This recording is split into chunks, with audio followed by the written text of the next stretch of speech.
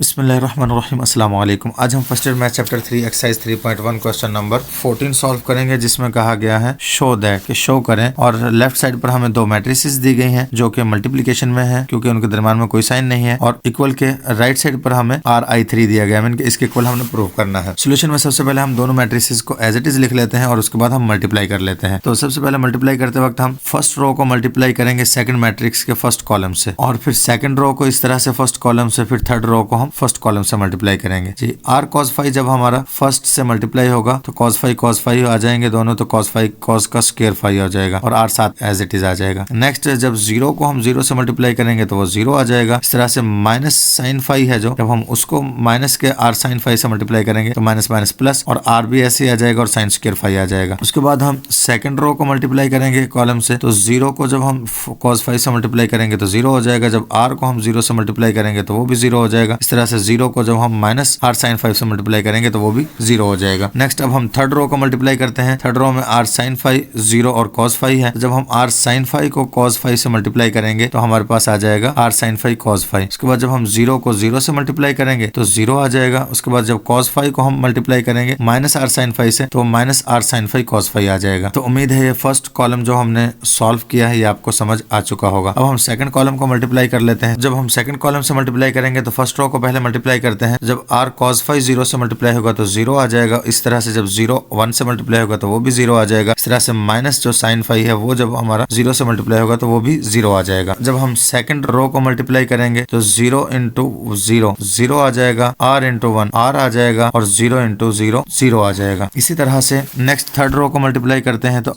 r sine five को जब zero से मल्टीप्लाई करेंगे तो वो भी जीरो आ जाएगा। इस तरह से जीरो को वन से मल्टीप्लाई करेंगे तो जीरो आ जाएगा। cos फाइव को हम जीरो से मल्टीप्लाई करेंगे तो वो भी जीरो आ जाएगा। इस तरह से हमारा ये सेकंड कॉलम तैयार हो जाएगा। थर्ड कॉलम देखते हैं जी। r cos फाइव है जो, जब हम इसे मल्टीप्लाई करेंगे थर्ड कॉलम से तो r cos five sine five से मल्टीप्लाई होगा तो r sine five cos five हो जाएगा। इसी तरह से जब हम जीरो को मल्टीप्लाई करेंगे जीरो से तो हमारे पास जीरो ही आंसर आएगा। उसके बाद जब हम माइनस साइन फाइव को मल्टीप्लाई करते हैं r cos फाइव से तो माइनस प्लस माइनस और r sine five cos five आ जाएगा हमारे पास। अब हम सेकंड रो को थर्ड कॉलम से मल्टीप्लाई करेंगे। जीरो को जब हम साइन फाइव से मल्टीप्लाई करते हैं तो जीरो हो जाएगा। इस तरह से r को हम जीरो से मल्टीप्लाई करेंगे वो भी जीरो हो जाएगा। जब हम जीरो को r cos फाइव से मल्टीप्लाई करेंगे वो भी जीरो हो जाएगा। नेक्स्ट थर्ड रो से मल्टीप्लाई करते हैं थर्ड कॉलम को। r साइन फाइव को जब हम मल्टीप्लाई करते हैं साइन फाइव से तो r साइन स्क्वायर फाइव हो जाएगा। इसी तरह से जब हम जीरो को जीरो से मल्टीप्लाई करते हैं तो जीरो हो जाता है। उसके बाद जब हम cos फाइव को r cos फाइव से मल्टीप्लाई करते हैं तो ये हमारे पास r cos स्क्वायर फाइव हो जाएगा। तो उम्मीद है ये आपको मल्टीप्लिकेशन समझ आ चुकी होगी। मजीद हम सिंप्लीफाई कर लेते हैं कि हमारे पास जो फर्स्ट एंट्री थी उसमें r कॉमन आ रहा है क्योंकि जीरो तो खत्म हो जाएगा, तो r cos square plus r sine square है जो, उसमें से r कॉमन आ जाएगा तो cos square plus sine square रह जाएगा। नेक्स्ट जीरो प्लस जीरो जो है वो जीरो हो जाएगा। नेक्स्ट जो है वो प्लस का r sine five cos five और माइनस का r sine five cos five cancel, और दरम्यान में जीरो है वो एज इट इज रह जाएगा। उसके बाद सेकंड रो में से जीरो है तो वो जीरो आ जाएगा। नेक्स्ट r है,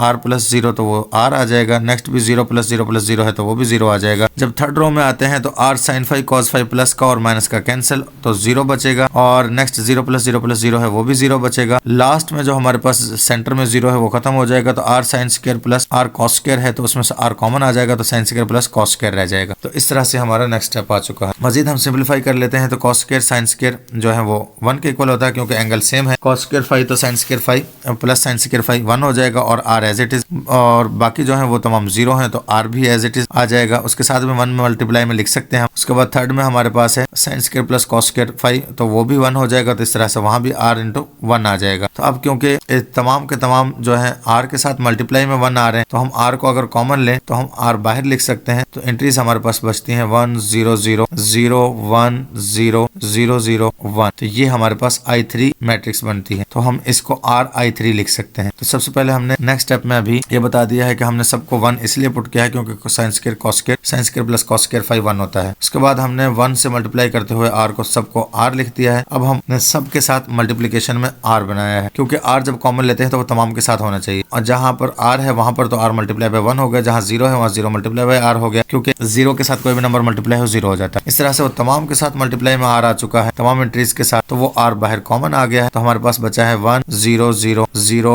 1 0 0 0 1। तो ये हमारे पास जो मैट्रिक्स बनी है ये I3 है। तो इसकी जगह पर हमने I3 लिख दिया। स्टार्ट में जो आर था वो आर एज इट इज आ गया। तो इस तरह से आर I3 बन गया है, जो कि राइट हैंड साइड है। तो ये हमने प्रूव कर दिया है कि लेफ्ट हैंड साइड इक्वल है राइट हैंड साइड के, और यही उन्होंने कहा था। तो हमारा क्वेश्चन नंबर 14 कंप्लीट हो चुका है। मिलते हैं नेक्स्ट वीडियो में, तब तक के लिए अल्लाह हाफिज।